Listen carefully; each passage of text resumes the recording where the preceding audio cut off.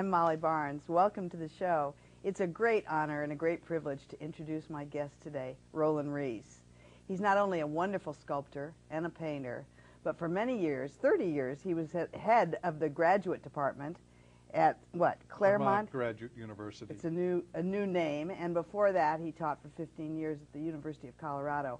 Welcome, Roland. It's so good to see you. Glad to be here, Molly. I just feel so honored to have you here. I think you're one of the nicest people in the art world, and also one of the smartest and the best looking. Well, I try to be all those things. What's it like giving up the teaching and giving up the being the chair of the department?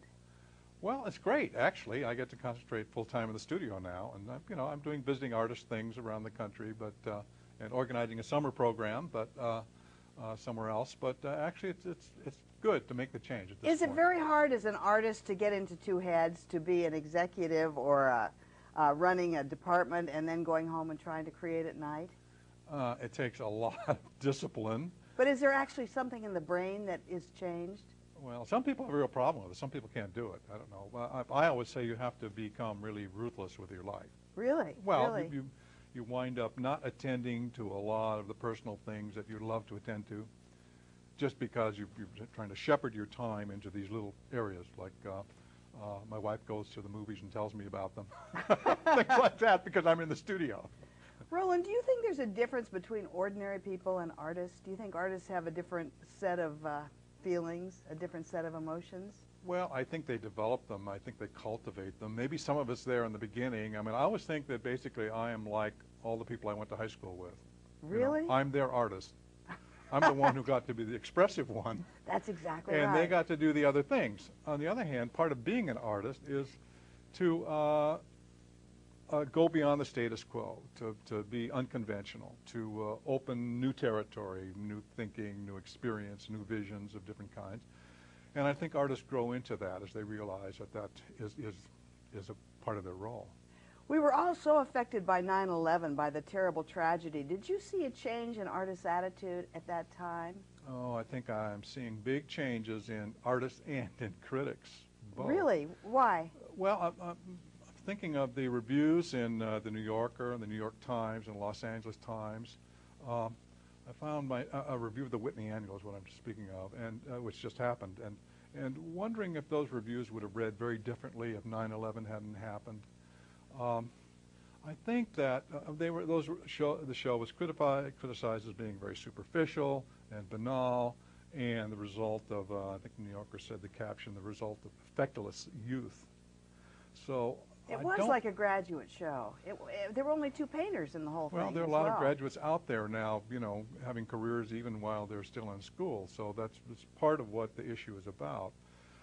But there even was a discussion about conceptualism beginning in New York Times, and theory, and whether conceptualism has led us to some of this work, and neo-conceptualism, and maybe confusing the issue of which comes first, theory or practice. And we've gotten into a position where theory, what the artist should think about, precedes what the artist is going to do, and maybe we all have some of that in us now. But I think a lot of us believe that practice precedes theory. You start doing something that's meaningful to you, that's interesting, maybe you can't explain it. And then you develop your understanding of what that is about as you go along. So there is that kind of change. But I think above all it's that art is going to be, you can always see the signs of it. Everyone wants it to be, and it is becoming more serious immediately. Everything's more serious. I think one of the things I noticed immediately after 9/11 was that people were looking for more traditional ways of approaching art. They were looking for a Renaissance perspective. They wanted something that was comforting rather than kitschy. Absolutely true. I think it's like going back to the roots of what art is all about. That's part of the seriousness I'm talking about. Roland, you've discovered a lot of artists who have become successful. I think of Dwayne Valentine right away. Can you tell when you're teaching an artist that's going to make it or be successful? No. Not at all? Not at all. I think when students are studying, some are very good at being students, but they're not very good at being artists when they get out. And others that seem to be sleepers, who are just quietly absorbing things and developing, will just amaze you after they get out of school. So I don't think there's any predictable factor. You see some that are incredibly bright, but you know, it takes a lot of things to go on and have a career as an artist. People For drop example? out. Well, for stick-to-itiveness, being able to have, support yourself financially, get a job so you can, or have the wherewithal to support yourself as you go along. Great talent, very talented students just disappear because they can't make it at, They can't, right yeah. at that level. I remember asking Elaine de Kooning once, what do you suggest to women artists? And she said, marry well. And she was right. You know, marry somebody who has enough money to help you so you can take care of business. Also, the ability to suffer rejection at early stages, I you never know, thought and of get that. past that. Well, that was first brought up to me by Betty Brown as a wonderful thought. That And she what did advises she people, if they want to stay in art, the question is, can you suffer rejection? You How know, are along you with with success. rejection? And I I think every never artist thought of has that. some of that, and it's important to have the strength to carry yourself on through that. I've always wanted to be a dealer or in front of a camera rather than having to face the rejection. That's funny. I never thought that that was a trait. I just assumed that artists always had support groups. Now, getting back to your work, I remember the first time I saw your work was at Barnstable Park at the Municipal Art Gallery here in Los Angeles. And it was a mystery box, and you had seen a murder take place or heard about a murder that took place in Colorado. And by working out clues in a three-dimensional box, you actually solved the mystery. Can you talk about it? Well, that was about, actually, those murder mysteries were fictional murder mysteries. But it was the beginning of this whole thing we call semi-art. Here it is. Here it is. There it is. Yeah. Adventures in the Painted Desert, a murder mystery. And how a language of, it's engaging the spectator in a language of objects, you know, understanding how objects can talk. And that grew out of my interest in semiotics, which was just coming out at the time, which is the codes through which we communicate about various things. It comes out of language studies, linguistics. And, you know, what people wear is a now language. Explain that. And so I've never understood it. I know that it was a really hip expression, I guess perpetuated by Derrida or I don't know who did it. Yeah. But the idea of codes, I remember seeing Ashley Bickerton's paintings, and they were made up entirely of logos. He was what he ate, he was what he wore. Is this what you're talking about? Yes, but, you know, there can even be sneakers, you know, there can be running shoes. There's a whole code amongst culture and subcultures, language of what it means to wear various shoes. There's a communication going on. And this communication is social. It may be very hard to verbalize it even. You know, some of it's visual. Now, when you did the boxes, was your idea to, I don't know, I got an idea maybe virtue was involved or pride, or you would do these boxes. I remember a ballet school, but all the people had left. Well, that was about the way the spectator becomes involved in the work and actually sort of performs it by imagining yourself in the work. And of course, that's certainly true of the way one experiences painting too. So in doing that work, I was showing myself as a painter to begin with. And now more than ever, in current ideas of painting, it's keeping the painting open enough so that people experience what the painting, and they have to work at experiencing the painting. Talk about this one that we're looking at right now. Well, this one, they're moving on us right now, but those squares actually are like apertures that you can look through, which relate to this painting, which are transparent squares that you look through into space. And these paintings are all about experiencing paint and surface. Those being some of the most recent things called short stories. In each little element, group of forms is a kind of an event, like a little story, which becomes 2- and 3-dimensional, and you experience, the story is a visual story. It's not a verbal story. Now here's a picture of your studio. Corner of the studio, all kinds of studies, things that I'm looking at. The great thing about not teaching so much now is I have time to go down all kinds of alleys and look at different things I didn't have time to research or look into before. And you're seeing some of that stuff right here, some of which will never be shown. The boxes I would equate to early Robert Graham. I think of him as a box maker, and also today Martin Durazzo. Who do you compare yourself or think alike with this kind of work? As a painter? Yeah, as a painter. Well, I just have to, you know, of course, none of us would admit to being like anyone, but the painters I like who are out there, Jonathan Lasker, Shirley Kaneda, Tom Noskowski, some of the people I'm bringing up to Idlewild this summer, Polly Applebaum, Gary Lang. There's a bunch of great painters out there. Locally, David Amico, John Millay. They're just wonderful painters everywhere. I love all kinds of art. Do you paint for any specific person? Most times when I ask people who they paint for, they say Jasper Johns. Oh, no, I don't paint for any specific person. Do you paint for yourself, or do you paint for Do you have a dream person in your head you hope enjoys this? Well, I have fantasy there's a kind of an enlightened audience of painters. That's my first audience. Exactly. And then I think it goes beyond that to the general public, and I want it accessible to the general public too. Tell me about Idlewild. This is a little community about 2.5 hours from Los Angeles, and you're building a kind of Black Mountain College Well, today. I'm trying to help them move in recreate some of that kind of energy, that excitement.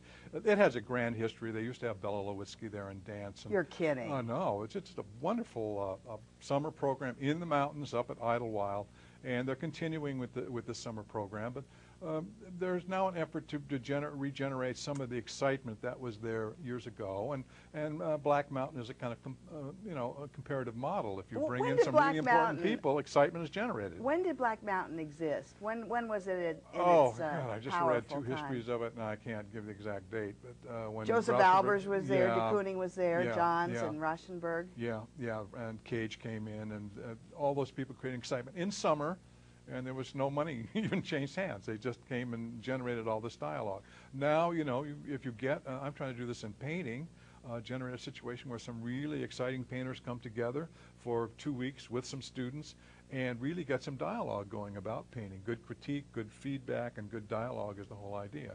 Gary Lang is, I do a lecture series in New York City, and whenever I have Gary talk, he's the only artist that I've ever had the women come up and say to him, can we come make a studio visit? I mean, he has a charisma that is unbelievable. Yeah, and I think Gary really speaks to people in a very special way. It's great. He's a great teacher. Do you think that artists care about money? Well, I like the old saying that artists don't paint for money or work for money, but they accept money.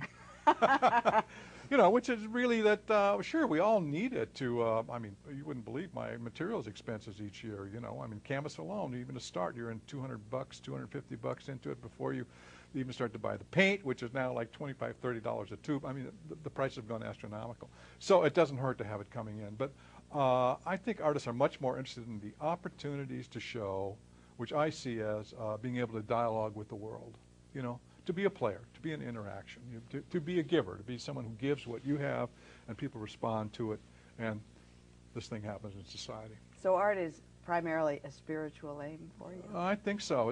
It's interactive, and it's certainly spiritual, and it surprised people when I stopped doing the miniatures that I would come back to abstract painting. Let's look at some of the pieces now.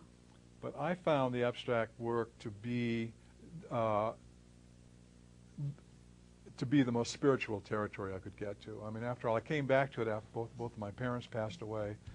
It became very important to me to deal with a form in which I could probe more deeply into things.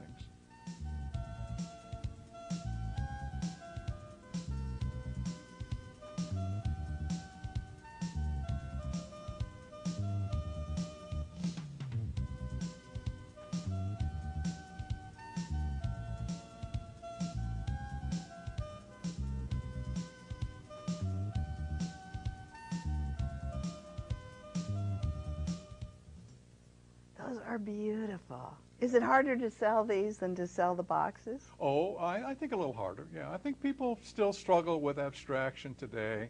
Actually, some of the last series are becoming very landscape-like. So Are they really? Not by any I hope they have intention on my Renaissance part. perspective. Where do you show? What galleries do you show with in L.A.? Well, I showed Post Gallery here and at Double Vision Gallery and at... That's where I ran into you recently, that wonderful Right. new gallery across from the museum. Yeah.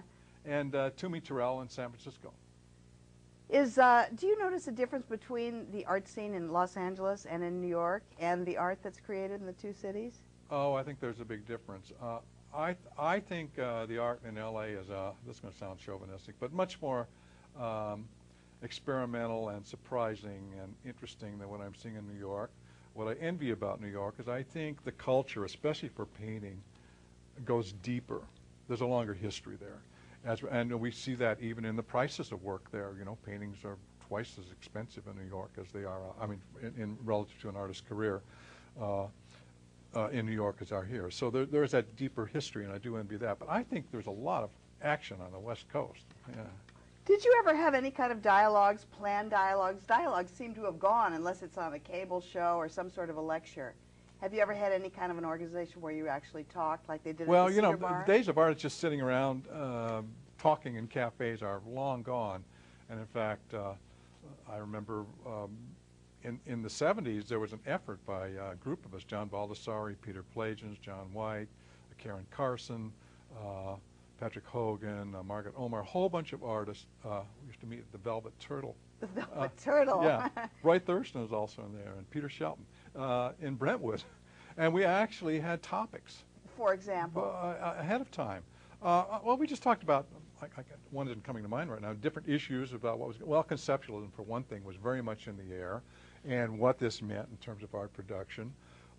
And the beginnings of art theory were developing, and some of that became part of the conversation too. But to actually have topics, because we were determined to talk about art and not just real estate. And now, do you think art has the power to change people? Do you think it has the power to move people politically? Oh, absolutely. Well, it doesn't move them. Well, it can bear a political message. For example, Leon Golub, you're thinking of specifically? Yeah, but I think in a deeper sense. I mean, one of the teachers, he turned out to be one of my teachers, Clifford Still, I was very close to. Really? Oh, yeah, I got to spend a whole summer with him. Great time in my life. Really used that phrase, the power of art, you know, to change people and change humanity. And I think that is a change in terms of a whole attitude about life, you know, in a broader sense that will affect the political outlook. I think that's art's better job to do that. It can deal with the political directly, but there are many other mediums for that. What was Clifford Still like? He was a very ascetic, very remote, very difficult man. I just happened to have a chance to talk to him every morning all summer long. And then I had the opportunity to hear him say all kinds of marvelous things that wouldn't normally come up. Like I remember him as an example, talking about Jackson Pollock. And we've heard, you know, saw the movie and heard all the horror stories about Jackson Pollock. And Still was never known to be or thought to be generous. But he said, Jackson Pollock was a very tender man. And of course, I didn't know Pollock, so I thought that was a remarkable kind of. One of his great remarks was always that each artist must break out of the shell at a different place. Really? You know, and that's that argument for the primary nature of creativity. You know, and there's been a lot of theoretical discussion about how we no longer can be creative or should be creative or it's not possible. And of course, it's bedrock with me that artists find their authentic voice through creativity, you know, that you have to break new ground. That's where you know who you are. Well, that's what I saw about 9/11. Artists had nothing to say. They went to their studios to figure out what they thought. Mm-hmm. And people that tried to pick up on the feeling too quickly missed the boat. That was true of the Kennedy assassination, too. Artists it was too much, couldn't deal with it. People they need could time not, to cool off before people could have some objectivity at all about it. Even though art is supposed to be emotional, it can be so emotional there's no art left. At the time when Philip Guston was painting, he broke tradition. Everybody at that time painted abstractly, or you weren't let into any of the galleries. Yeah. And he gave up abstract painting and started painting Ku Klux Klan members, trying effectively to influence us politically. And people actually picketed his shows. That doesn't happen today, that kind of need to be in one school of art. No. Well, actually, I think that line between figurative and abstract has pretty much dropped away. I say the landscape elements are appearing in my abstraction now. Yeah. It's no longer what used to be called exclusively this or only that. It's now inclusive, which is everything can be in there, which means life can get in there and at all levels in the work. What is a typical day like for you today?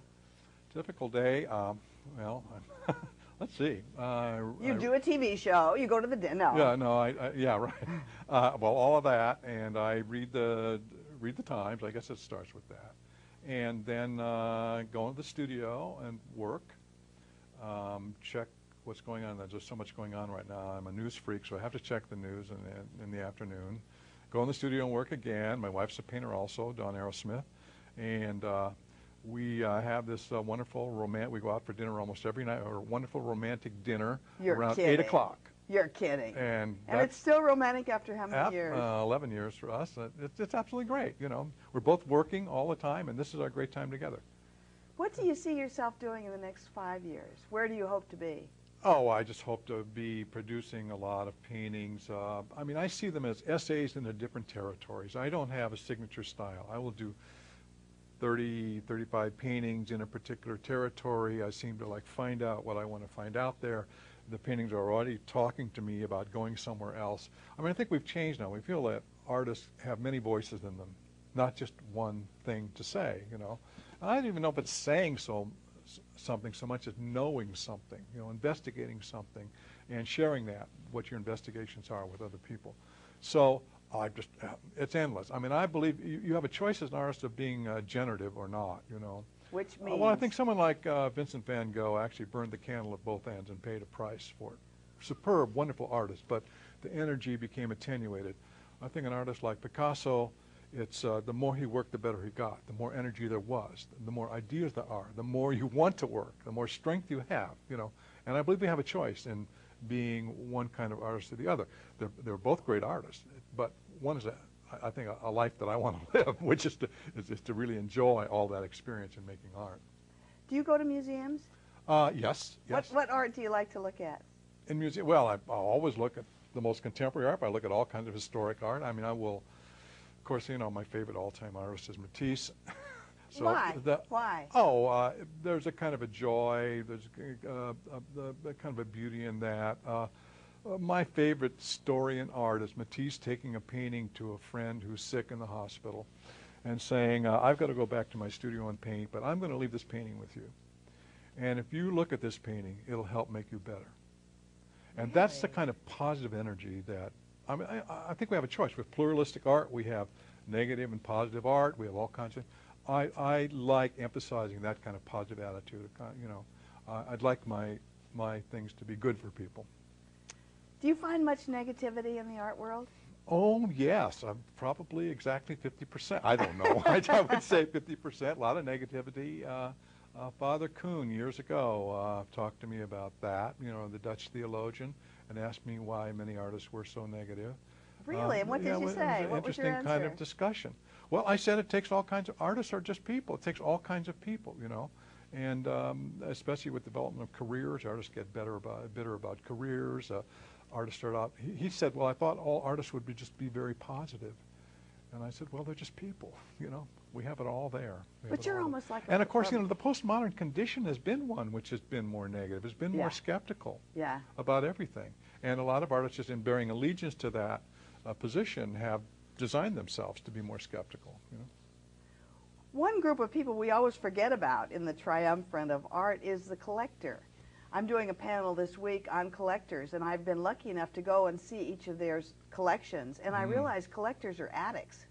Yeah. They cannot stop. Yeah. It's like having to have a drug. How do you find collectors? Well, that's the thrill, to meet collectors. There are all kinds of collectors. People just beginning, and there's a kind of an excitement in their first taste of art and what they're experiencing. And then, of course, God bless them, are those wonderful collectors who are very experienced, who have a great eye for things, who've been at it for a long time, who are bringing together marvelous things, and you know that they are experiencing what they have in depth. I mean, a lot of collectors start collecting just for, let's face it, just for status. Just tell friends they have something, and oh, well, you know, I want to have one too. See, that's the power of ours. I think people will have something around, and it begins to work on them, you know.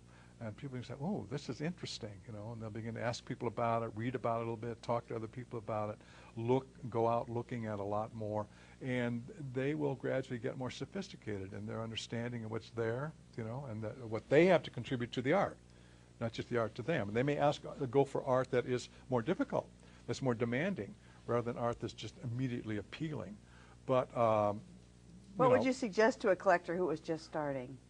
Well, I think they just have to see as much art as possible and enjoy it, read about it as much as possible. I mean, most of them do. They just you just see them expanding their interests as they go along. Years ago, you and I had a lot of dialogue with some television people, and they loved, I remember the television people loved you, but there was very little dialogue. And I remember at a party once suggesting we all play charades because everybody was so bright, but no one knew how to communicate, you know. Tell me what your art is about, tell me what your television programs are about. That's all changed. Yeah. So, in our few minutes, our minute left, I would just like to say I'm really thrilled you're here today. And I'm so, just still, you're almost like a religious figure to me. I don't mean to bow down to you, but I really feel that. I feel I'm paying homage to a superior talent, and I feel very lucky to know you. Well, thank you, Molly. Any final words? I love for us? art. It's as simple as that. Yeah, you love it. And I love people. Thank you. Art is not for everyone. It never has been, and it never will be. But for those of you who love it like we do, we want to turn you on. I'm Molly Barnes.